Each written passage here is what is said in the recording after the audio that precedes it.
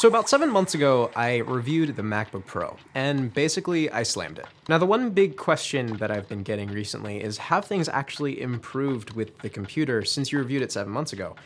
And the short answer is no, not really. Let me explain. About 75% of the work that I do on the computer is basically using Final Cut Pro.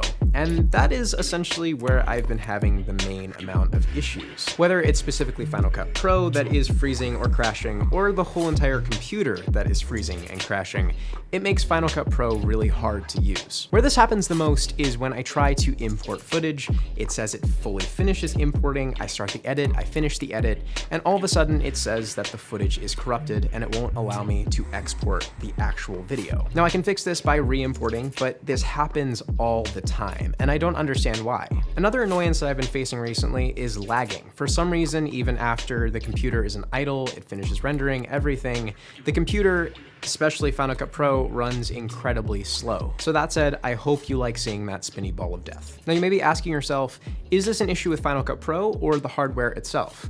Well, to answer your question, I've tried this on many other Macintosh computers, and I've had very little of these issues. So that said, I am led to believe that it is an issue with the integration in between Final Cut Pro and the computer itself. Now, if you follow me on Twitter, you will have seen that I have replaced my computer twice. I've had it repaired once. I've gone into Apple Genius appointments multiple times.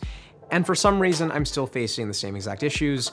And Apple geniuses are aware of the issues, they just don't know how to fix it. One major common occurrence when it comes to the computer performing alone is the touch bar. For some reason, it just completely disappears sometimes, and I have to restart the computer maybe once, if not twice, to restore it to its natural place. Now, back in my previous video, I said that I was getting really weird graphic errors with both red elements showing up on the screen, as well as glitchy elements showing up here and there, especially on toolbars and search bars and all that sort of stuff.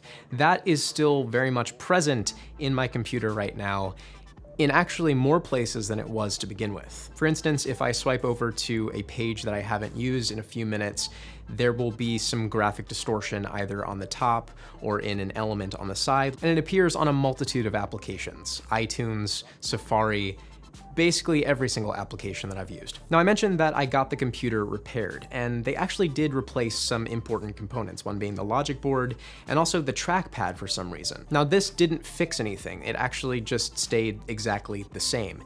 They seem to think that it was an issue with graphic distortion, with the logic board itself not processing information correctly, and it didn't fix anything. So I'm not quite sure why Apple is not able to figure this one out. But I mean, the big point in this whole entire plethora of issues is the fact that my business relies heavily on the function of this computer. So going days, if not a whole entire week without this computer while it's being repaired or replaced or whatever, is a huge hit to my business. So that said, I'm not too happy with my MacBook Pro at the moment, and I'm not really sure what to do now, especially considering this is the only Pro laptop that's portable that Apple offers. And I use Final Cut Pro on a regular basis, so I'm sort of tied to Mac at the moment. Now, I'm not sure if KB Lake fixes any of these issues. Obviously, I can't return my computer at this point and try that. Otherwise, I'd probably have to sell this and swallow the losses and buy a new one, not really knowing if it'll fix anything. So at this point, I'm just gonna say wait until the next version and see what happens. Otherwise, maybe look at the 2015 model. Those are still very capable. Or look at the 2017 or 2016 13-inch models, which I've had actually very little issues with. So yeah, just steer away from this model of the computer. It's not working very well. So yeah, I don't really know what the resolution is from here, and I'm sort of at a loss. So anyways, thank you all for watching. Stay tuned and take it easy. Bye.